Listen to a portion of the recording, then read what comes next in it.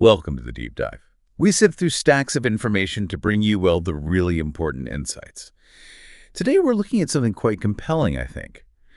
The surprising power of short, consistent practice, especially for skills like learning a language. Our source material for this is a guide that suggests you can actually get fluent in English with just 10 minutes a day, which brings up the big question. Can you really make significant progress in such a short time? And, what does fluency even mean in this context? Is it perfection? That's a great place to start. And the source gives a really refreshing take on fluency right away. It makes it clear it's not about talking super fast, definitely not about using fancy, complicated words. Fluency, according to this, is simply speaking easily, naturally, without being afraid. Even if you're just using simple sentences, if they flow without you hesitating too much, that's fluency. It's about that ease, that confidence to just speak. Okay, right. Let's unpack that a bit, because I know what a lot of you listening are probably thinking. 10 minutes. Seriously. Yeah. That's barely enough time to check my email, let alone learn English. I admit I had a similar thought initially, but the source argues pretty strongly that this tiny amount of time can be, well, transformative. Yeah. So what's the secret sauce here?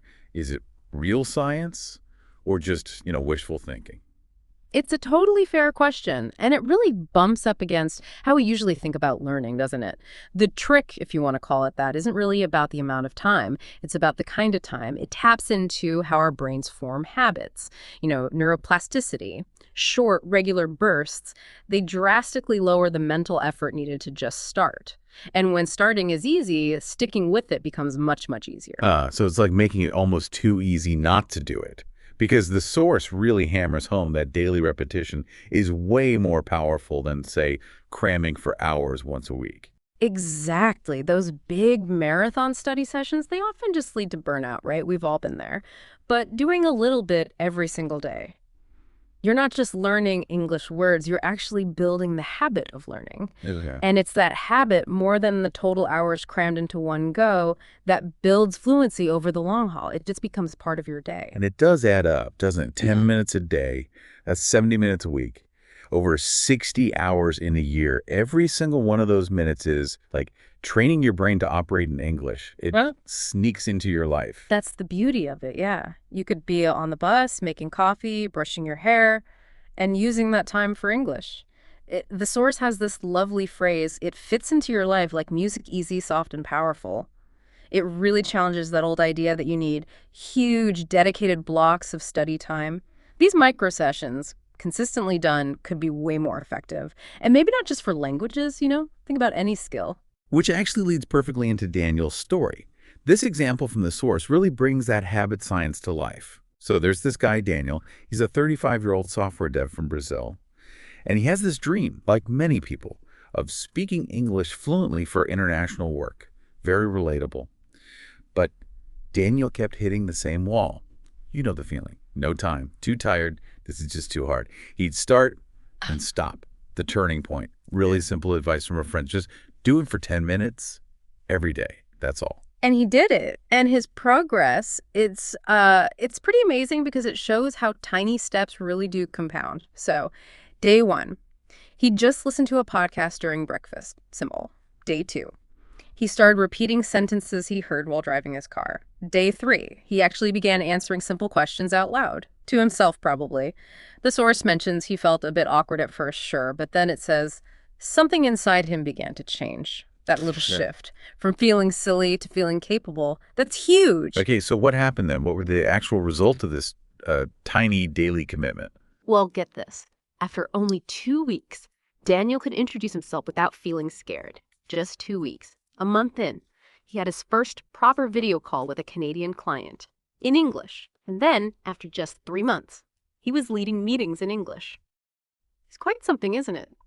How that consistency, even just 10 minutes, broke down those mental barriers and built real confidence. It turned this huge goal into something manageable day by day. Daniel's story is definitely convincing. It shows it can be done. So the logical next step is, okay, how do we do this? How do we apply this 10-minute rule? The source suggests starting with something really simple and relatable, like talking about your daily routine just to get the ball rolling. And it gives examples, really basic stuff you can use immediately. Like you could literally just say out loud, I wake up at 7 a.m. or I brush my teeth and wash my face. Maybe I make coffee, or even I listen to this deep dive while I get ready. Yeah. You could try thinking, okay, I need to try to think in English now. Or maybe I'll write just 3 sentences in English in my notebook today. The core advice is try describing your day out loud. Simple sentences are fine. And don't worry about mistakes. Just keep talking. And practicing these everyday phrases daily, that's what seems to really cement the habit and build that confidence layer by layer. Absolutely. And that practice, it ties right into concepts like active recall. You're pulling the language out of your brain, not just putting it in. And it's real world application, even if the real world is just you talking to your reflection. Which brings up an interesting point, doesn't it? Why is speaking out loud, even just to yourself, so much more effective than only reading or listening? It's that act of producing the language, forming the words, hearing your own voice, that seems to really lock it in. It shifts from passive knowledge to something you can actually use. Right, makes sense. Now, beyond the habits and the speaking practice, the source brings up something else, something maybe a bit deeper, an unseen ingredient. There's this quote that really jumped out at me. Fluency begins with love, not love for English, love for yourself. That hits differently, doesn't it? It's bigger than just language. It suggests the learners who truly succeed aren't always the ones with the best memory or perfect grammar. No, they're the ones who just keep going, the ones who pick themselves up and say, okay, let's try that again today. It really highlights how important patience is and celebrating the small victories. It's easy to get down on yourself when learning, but remembering that every 10-minute chunk is progress. That's key. That's such a crucial connection, this You know. idea of self-compassion, of perseverance. It's not just fluff. It's fundamental to sticking with anything long term. It really goes beyond language learning. It applies to, well, anything challenging. Resilience, basically. That kindness towards yourself, allowing yourself to make mistakes without beating yourself up. That's what creates the psychological safety to speak freely, which ironically is the heart of fluency, right? It's not about perfect sentences. It's the courage to try, fueled by accepting yourself, flaws and all. That belief is the unseen ingredient. Okay, so let's quickly recap what we pulled out from this deep dive. First off, 10 minutes a day, surprisingly powerful. It works with our brain's habit-forming tendencies. Second, focusing on simple, daily routines makes it easier to build that speaking habit consistently, less friction. Third, speaking out loud is key. Even simple stuff. It builds fluency and confidence directly. Fourth, consistency beats perfection. Every single time. Just keep showing up. And fifth, maybe the most important, learning a language is a fantastic thing you're doing for yourself, for your future. It's an act of growth. Remember, Daniel, he started small. You can too. Yeah, absolutely. And to help you keep going, the source gives some practical next steps, some homework if you like. You could listen to our discussion again, maybe repeat some sentences out loud this time, or try writing just a short paragraph, my day in English. See how it feels, recording your own voice speaking English and listening back.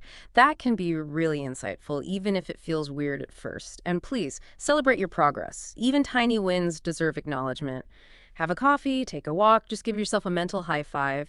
Because, what does this all mean for you? It means knowledge is great, but knowledge you actually use, that's where the value lies. Definitely.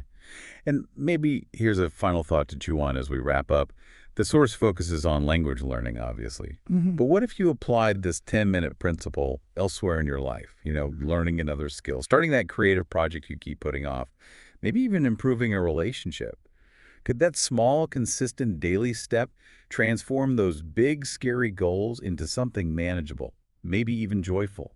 What's one small step you could commit to today?